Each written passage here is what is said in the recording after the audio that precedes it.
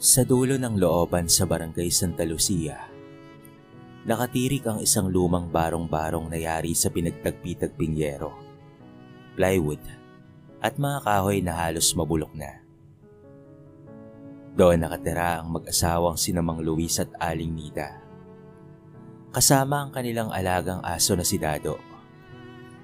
Bagamat may anak silang si Rico na isang OFW sa Qatar, hindi mo akalain na may kamag-anak silang nasa ibang bansa kung titignan mo lamang ang anyo ng kanilang tahanan. Aba, Nida, si Rico ba'y buhay pa? Sarkastikong tanong ni Aling Letty habang naguhugas ng mga plato sa harap ng kanilang bahay. Oo naman, Letty. Sagot ni Aling Nida, pinipilit ng umiti. Madalas namang tumatawag at nagpapadala ang anak namin. Napakunot noo si Velma na nooy nagkukumpuni ng mga sampay. Bakit sa barong-barong pa rin kayo hanggang ngayon nakatira? Ilang taon na yung anak mo sa abroad, hindi ba? Pero parang wala ka pa rin pambili ng disenteng dingding. Nako, baka naman pinapadalan lang, pero pinangsusugal naman. Sabat pa ni Cora, sabay tawa ng malakas na para bang may naisip na kalokohan. Napatahimik na lamang si Aling Nida. Ayaw niyang makipagsagutan. Alam niya ang totoo at yon ang mas mahalaga. Sa loob-loob niya, makakatikim rin kayo ng kahihiyan balang araw. Bumalik siya sa loob ng bahay at inilabas ang isang lumang lata ng gatas. Maingat niyang binuksan iyon gamit ang susi at dahan-dahang binilang ang laman. Mga perang papel na pinapadala ni Rico kada buwan. Lahat ng iyon ay maingat niyang tiniklop at itinago. Sa kabila ng gutom, init at panlalait ng mga kapitbahay, hindi nila ito ginagastos. Iniipon nila ito para sa kanilang anak. Sa kabilang dako naman, si Mang Luis ay pauwi galing palengke. Bitbit ang ilang terang kulay na hindi nabenta. May ubo siya't sumasakit ang likod, pero tinitiis lamang niya. Pagkarating sa bahay, sinalubong siya ng asawa. Luis, may pinadala na naman si Rico, 10,000 piso. Pero sabi ko sa kanya, wag na muna. Kaso ang kulit ng anak mo at nagpadala pa rin. Napakabait talaga ng anak natin, mahal. Mabuti talaga ang anak natin. Sana lang wag mahirapan sa trabaho. Napakainit doon sa disyerto. Sagot ng matanda habang hinihimas ang likod. Habang kumakain ng lugaw na may asin, nakikinig sila sa kaluskos sa labas. Mga kapitbahay na nagkikwentuhan at naghahalakhakan. Nakita mo ba si Nida kanina? Abay, magarang sumagot. Pero ang bahay nila ay parang tambakan ng basura. Sambit ni Aling Letty. Nako, pinabayaan na ni Rico yan. Masamang anak talaga ang batang yon. Singit naman ni Aling Velma. Nako, ang sabihin niyo ay may babae lang yun sa Qatar. Bulong naman ni Aling Cora. Hindi na lamang sila kumibo. Si Aling Nida, habang pinupunasan ng likod ng asawang may ubo, ay mahinang nagsalita. Walang halaga ang ganda ng bahay. Kung malayo naman ang anak ko, gusto ko lang siyang makauwi at makasama habang buhay pa kami. Muling tinignan ni Aling Nida ang litrato ni Rico na nakadisplay sa altar. Naka-hard hat, pawisan, pero may ngiti sa mga labi. Tahimik na pumatak ang luha niya. Ang hindi alam ng mga tao, araw-araw silang nagdarasal na dumating ang araw na hindi na kailangang umalis pa ng kanilang anak. Sa gitna ng init ng disyerto sa Qatar, nakatayo si Rico sa ibabaw ng bakal na platform. Suot ang makapal na welding mask at safety gear. Halos hindi na siya makagalaw sa bigat ng kanyang kasuotan. Ngunit sanay na siya. 6 na taon na siyang nagtatrabaho sa oil company bilang senior welder. Marami na ang umuwi sa Pilipinas na may bahay, kotse, at pati na rin negosyo. Pero siya, tila wala pa ring nagbago sa kanilang tirahan. Pare, pauwi ka na ba sa susunod na buwan? Tanong ni Jomar, kapwa niyang Pinoy na welder din. Hindi ko pa alam pre, nakakainis nga eh.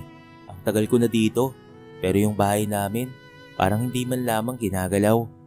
Sagot ni Rico habang pinupunasan ng pawisang batok. Pagka-uwi niya sa barracks, binuksan niya ang cellphone at binasa ang mensahe ng kanyang ina. Anak, maraming salamat sa padala mo ha. Huwag ka na munang mag-alala sa bahay. Mag-ingat ka palagi ha. Napangiwi si Rico. Mag-alala sa bahay? Halos wasak na yun. Bulalas niya. Sa galit, sinimulan niyang itype ang reply ngunit binura rin ito. Pinili niyang tumahimik na lamang. Pero ang sama ng kanyang loob ay lumalalim na. Nag-scroll siya sa Facebook at nakita niya ang post ni Letty sa isang close group ng barangay. May anak sa abroad pero hindi man lamang kayang ipaayos ang bahay nila. Kawawang mga magulang, baka pinabayaan na. Dumagungdong ang dibdib ni Rico. Kilala niya ang nag-post na iyon. Ito ang kapitbahay nila. Ano to? Pinag-uusapan ako sa barangay namin. Wala na ngang naitulong. Nakakasira pa. Dahil sa galit, tinawagan niya si Aling Nida. Nay, singal niya kaagad. Anong ginagawa niyo sa mga pinapadala ko? Bakit pati kapitbahay natin pinagsasabi na wala akong pakialam sa inyo? Anak, kumalma ka lang. Kalma? 6 na taon na akong nagpapadala, Nay. Ganyan pa rin ang itsura ng bahay natin. Ni plywood ay walang bago. Tahimik lamang sa kabilang linya. Nay, kung ipinangsusugal niyo lang po ang pinapadala ko, sabihin niyo na. Nauutal na si Aling Nida. Anak, hindi ganun yon. Pero bago pa siya makapagsalita, ay pinutol na ni Rico ang tawag. Lumabas si Rico ng barracks. Pilit na iniiwasan ng luhang gustong tumulo. Anong silbi ng lahat ng sakripisyo ko? Kung ganito lang rin ang uuwian ko. Kinagabihan, binisita niya online si Maylene, ang minsang naging nobya niya sa Pilipinas. May panibagong sakit na hatid dito. Rico, naririnig ko lang dyan sa barangay nyo. Sabi ng mga tao, pinapabayaan mo raw ang mga magulang mo. Napakamot siya sa ulo. Nanginginig ang boses. Pati ba naman ikaw ay maniniwala sa kanila? Hindi ko alam. Parang hindi na ikaw to. Dahan-dahang pumikit si Rico. Nagsimulang mapuno ng duda at galit ang puso niya. Naisip niyang baka totoo ang mga chismis. Baka nga hindi na siya kilala ng sarili niyang pamilya. Gabing-gabi na, ngunit gising pa rin si Aling Nida. Nakaupo siya sa kahoy na bangko sa tabi ng kanilang maliit na altar. Tangan ng rosaryo, habang tahimik na nagdarasal. Paminsan-minsan, ay pinupunasan niya ang kanyang pisngi. Hindi dahil sa init, kung hindi dahil sa luwang hindi niya kayang pigilan. Sa kabilang bahagi ng maliit nilang bahay, umuubos si Mang Luis habang nakahiga sa banig. Wala silang pera para sa doktor at mas lalong wala para sa gamot. Pero sa kabila ng masamang pakiramdam, pilit pa rin niyang kinakausap ang asawa. Nida, okay ka lang ba? Mahina niyang tanong. Oo naman mahal, ayos lang ako. Iniisip ko lang ang anak natin. Miss na miss ko na siya. Sana ay makasama na natin siya. Ni piso ay wala akong ginagastos sa mga pinapadala niya. Hindi niya alam na iniipon natin ang mga perang pinapadala niya. Para rin naman sa kanya yon. Para hindi na siya umalis ng bansa at makasama na natin siya. Konti na lang mahal at makakasama na natin ang anak natin. Napatingin siya sa kahon na nakatago sa ilalim ng lumang aparador. Doon niya inilalagay ang lahat ng perang ipinapadala ni Rico. Kasama na rin ang lata ng gatas na ginawa nilang taguan ng pera. Mula sa unang taon dito sa Qatar hanggang sa pinakahuli, lahat ay inipon nila. Pati mga resibo, passbook at mga papel ng plano nilang lupa. Ang hindi alam ni Rico ay may plano silang magtayo ng welding shop para sa kanya. Plano nilang ipundar ang pera na yon upang sa kanyang pagbabalik ay hindi na ito muling umalis pa. Isang tahimik na sakripisyo.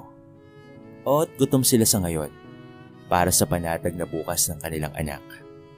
Kahit papaano'y may pinagkukuha na naman sila ng pera, sapagkat kahit papaano ay nakakapagtinda naman sila ng mga gulay. Pero ganoon pa man, ay may mga pagkakataon pa rin talagang kinakapos silang mag-asawa.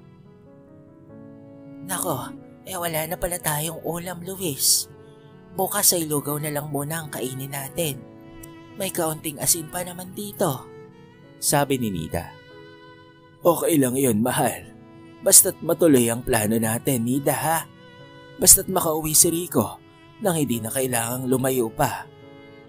Kinabukasan, habang binubuhat ni Mang Luis ang kanyang kariton ng gulay na hindi gaanong sariwa, sumalubong sa kanya ang isang grupo ng mga chismosang nakaupo sa ilalim ng puno. Aba, tingnan niyo si Luis lakas pa rin magtulak ng kariton kahit na may anak na nasa abroad. Kantyaw ni Letty. Baka naman kasi nagpapanggap lang ang mga yan na may anak sila sa abroad para may excuse sa kahirapan. Sabat naman ni Cora. Alam mo ba, si Maylin daw ay iniwan na si Rico. Sabi niya ay walang kwentang anak. Dagdag pa ni Belma. Narinig ni Mang Luis ang lahat, ngunit gaya ng nakasanayan, pinili na lamang niyang tumungo at magpatuloy sa pagtulak. Sa bawat hakbang, ramdam niya ang sakit ng katawan, pero mas masakit ang panlalait. Alam niyang may dahilan ng lahat ng paghihirap nila. Pagka-uwi niya, sinalubong siya ni Aling Nida ng ngiti, kahit pagod na rin. Luis, dadagdagan na ulit ang ipon natin. Halos kulang 5 milyon na. Napaupo si Mang Luis at napaluha. Sa dami ng hirap, gutom at kahiyan, darating din pala ang araw ng tagumpay. Basta't wag mo munang sabihin kay Rico ha. Ayokong umasang uuwi siya habang kulang pa ang plano. Kapag buo na ito, saka na natin siya susurpresahin. Tumango si Mang Luis. Pinilit nang umiti sa gitna ng kanyang pag-ubo. Ang hindi nila alam, sa kabilang dako ng mundo, ang kanilang anak na si Rico ay unti-unti nang pinapalitan ng galit ang kanyang pagmamahal. Makalipas ang ilang araw, hindi na makatiis pa si Rico. Sa dami ng naririnig at nababasa niyang kismis mula sa Facebook group ng kanilang barangay, tila ba unti-unti nang nabubuo sa isip niya ang ideya na pinaglalaroan lang siya ng sariling pamilya. 40,000 kada buwan, tapos ganyan pa rin ang bahay. Bulong niya habang nakatitig sa litrato ng kanilang tahanan na isinend ng pinsan niyang si Joel. Pre, hindi ko alam kung bakit ganyan pa rin ang bahay niyo. Kami, 1 taon lang sa Taiwan, may tricycle na.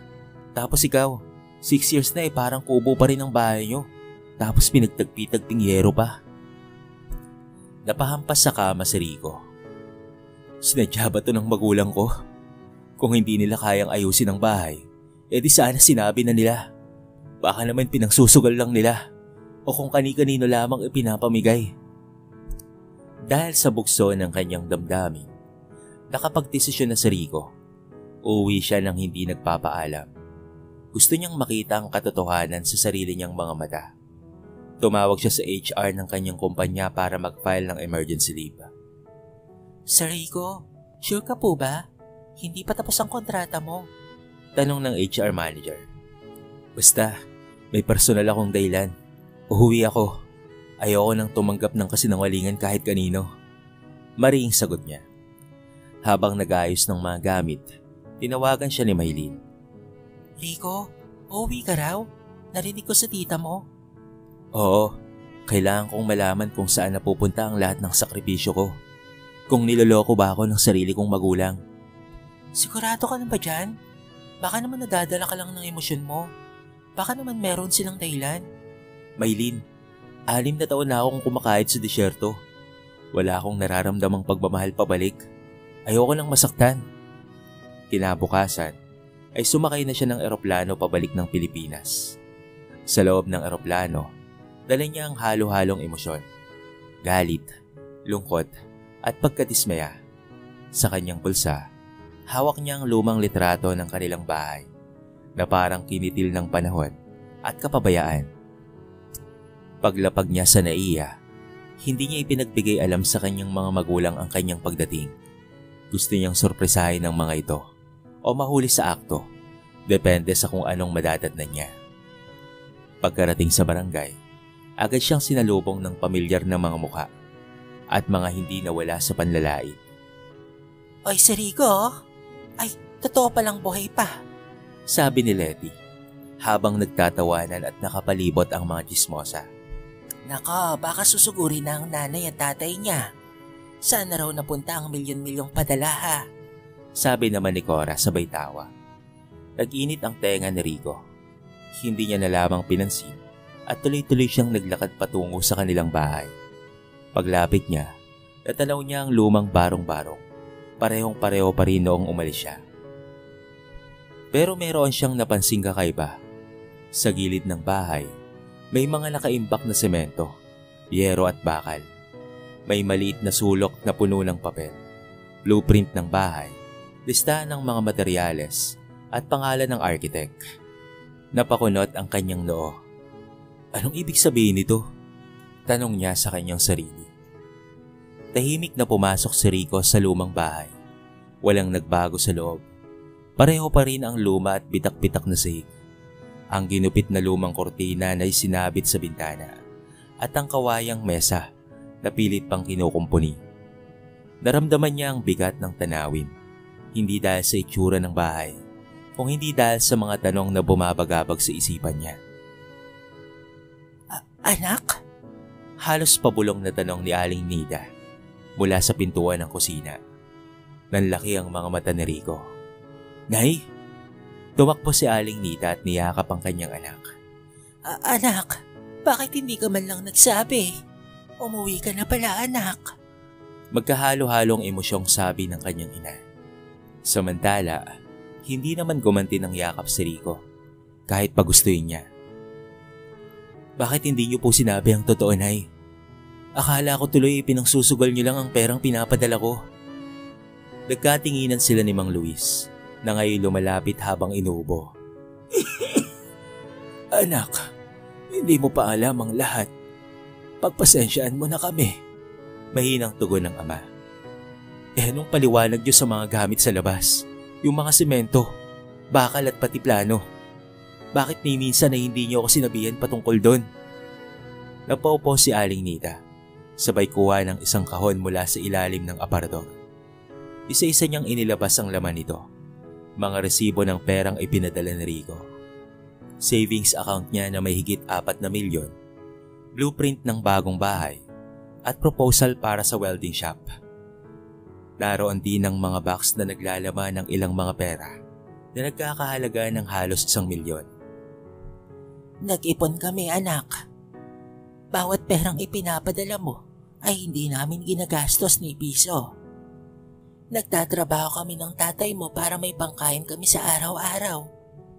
Tinitiis namin kung ano lang ang aming makayanan. Para sa pag-uwi mo ang lahat ng iyon, anak. Para hindi ka na bumalik pa sa ibang bansa at hindi mo na kailanganing magtrabaho roon. Mas mahalaga ka sa amin, anak. Gusto ka lang naming makasama pa habang kami ay narito pa. Ang lahat ng ito, anak, ay para sa'yo. Sapagkat ikaw ang naghirap sa lahat ng ito. Deserve mo ito, anak. At proud na proud kami ng tatay mo sa'yo. Maluwalo ang sambit ni Aling Nida, habang ang kanyang asawa naman na si Mang Luis ay nasa gilid lamang at nakayuko. Hindi makatingin ng diretso sa kanilang anak. Dahil doon ay hindi kaagad nakapagsalita si Rico. Ang lahat ng kanyang galit ay napalitan ng pagkagulat at unti-unting nadurog ang kanyang puso sa harap ng mga sakripisyong hindi niya nakita noon. Pero dapat ay sinabi niyo pa rin sa akin, Nay, Tay. Nag-iipon na rin naman po ako sa ibang bansa. Ang ipinapadala ko po ay para rin naman po talaga sa inyo yon. Bakit hindi niyo po sa akin sinabi? Bakit hinayaan niyo akong maniwala na pinapabayaan niyo ang bahay? Na sinasayang niyo ang perang pinapadala ko? Lumapit na nga si Mang Luis at naupo sa tapat niya. Anak, gusto naming tapusin muna ang lahat bago ka pa umuwi. Ayaw naming umasa ka. Gusto naming sa pagbabalik mo ay may bahay ka ng matitirahan. May negosyo ka pa. Ayaw ka na naming pabalikin pa sa ibang bansa. Tumalima si Rico habang umiyak. Unti-unting lumuhod sa harapan ng kanyang mga magulang at humagulgol. Pasensya na po. Pasensya na po kung pinagdadahan ko kayo. Napaniwala po ako ng mga kapitbahay. Nadala po ako ng sama ng loob. Umupo si Aling Nida sa tabi niya at inaplos ang kanyang buhok. Anak, wala kaming galit sa'yo at naiintindihan ka namin. Maliri naman kami sa ginawa namin sapagkat hindi namin ipinaalam sa'yo. Pasensya na anak ha. Ang mahalaga ay nandito ka na. Ngunit sa labas ng bahay, may ilang mga mata ang palihim na nakamasid. Ang mga chismosang nagpakalat ng kwento na ngayon ay unti-unti nang naiintindihan ang katotohanan. Kinabukasan, nagising si Rico sa amoy ng nilulutong lugaw ni Aling Nida. Simpleng almusal, pero dama niya ang pagmamahal sa bawat halong luya at asin. Nang bumaba siya mula sa kanyang kwarto, sinalubong siya ng ngiti ng kanyang ama. At sa unang pagkakataon sa mahabang panahon, sabay-sabay silang tatlong kumain sa isang hapag. Hindi ko na ulit hayaang mawala ito na, Itay. Mahina ngunit po ang boses ni Rico habang tinititigan ang kanyang mga magulang. Matapos ang almusal, lumabas si Rico para maglakad-lakad sa paligid ng barangay. Ngunit sa halip na mainit na pagtanggap, malamig ang mga tingin sa kanya. Napansin niya rin ang bulong-bulungan ng ilang mga kababaihan sa tindahan ni Aling Marites. Ayun si Rico, ay baka binungaan ng mga magulang kagabi. Baka binawi na ang lahat ng padala. Sabi ng isa.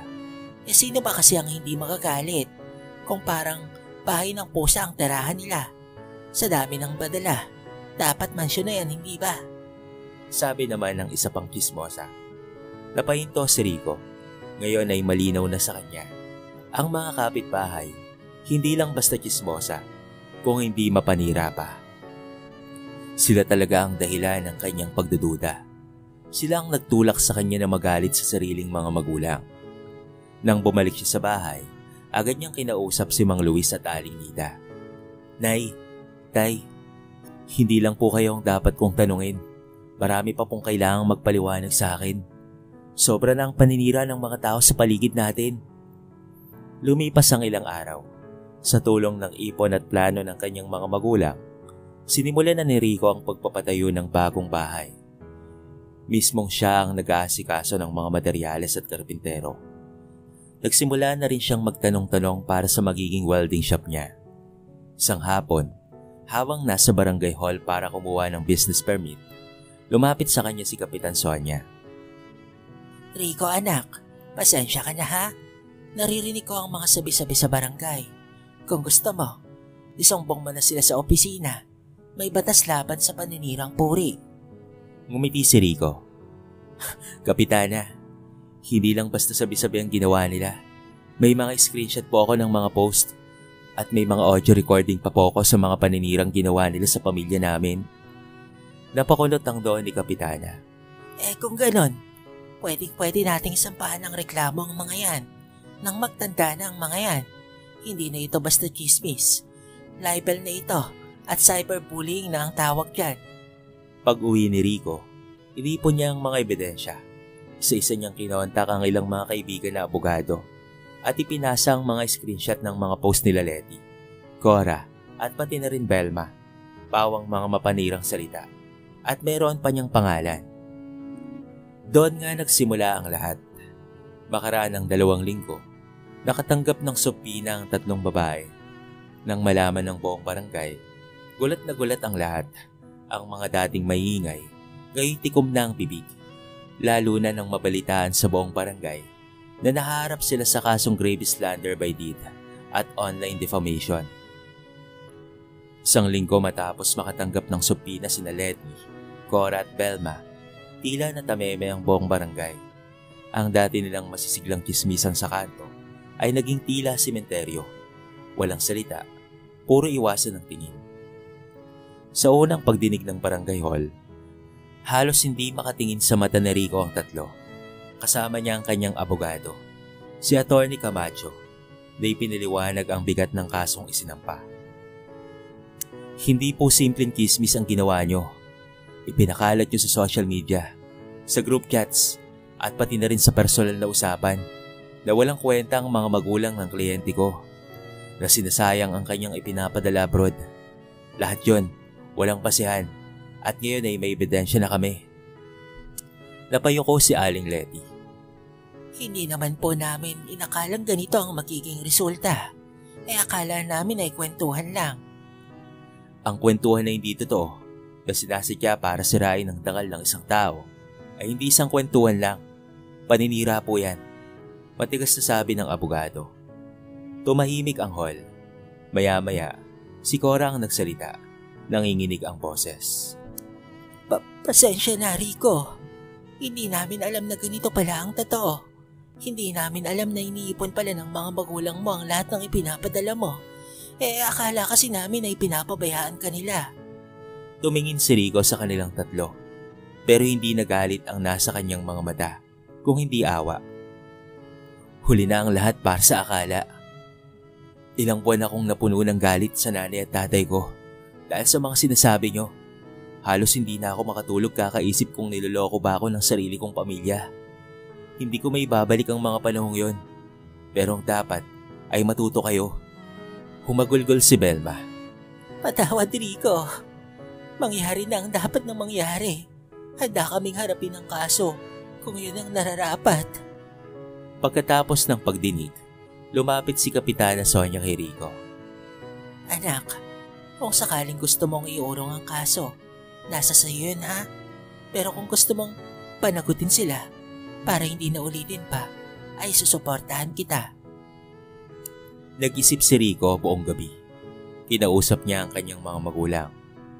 Inay, Itay, kung kayo po ang tatanungin, gusto niyo po bang ituloy pa ang kaso? Tahimik lamang si Aling Nida. Anak, kung mapapatawad mo ay gawin mo.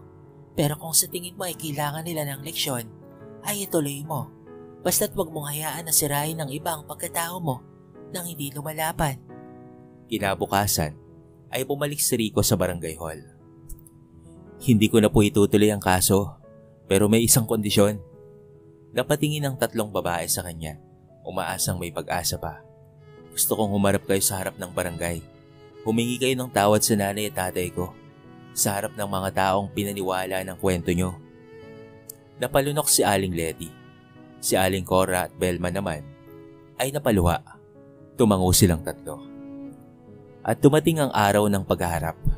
Isang simpleng programa sa barangay covered court. Sa harap ng buong komunidad, tumayo ang tatlong kismosa at isa-isang humingi ng tawad kay Aling Nida at Mang Luis. Patawad po sa lahat ng paninira, sa panghusga at sa kasinunghalingan. Kami po ay lubos na nagsisisi. Makalipas ang ilang linggo, mula nang humarap ang tatlong kismosa sa buong barangay upang humingi ng tawad, nagbago ang ihip ng hangin sa komunidad.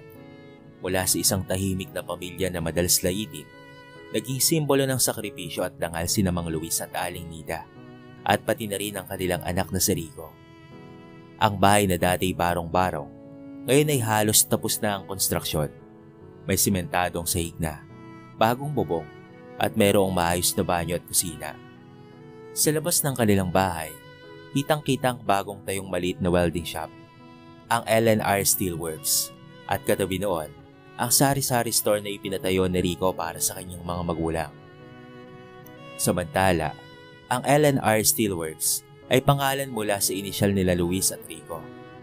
Anak, ikaw na muna ang bahala sa negosyo ha, sabi ni Mang Luis habang hawak ang basang panyo at nakangiting pinagmamasdan ng anak nitong abala sa paglalagay ng signage sa tindahan. Hindi na ako aalis pa. Ito na po yon. Tapos na po ang sakripisyo. Panahon naman ang pagbawi, sagot ni Rico. Sa pagbubukas ng welding shop, inimbitahan ni Rico ang buong barangay. Merong malaking salo-salo. Hindi bilang selebrasyon para ipagyabang ang kanyang tagumpay, kung hindi bilang pasasalamat sa ilang naniwala sa kanila, kahit noon sila'y pinagdududahan. Hindi tumalo ang tatlo, marahil dala pa rin ang iya. Ngunit pinadalhan sila ni Rico ng tigi-isang takeout meal na may kalakip na sulat. Salamat sa leksyon.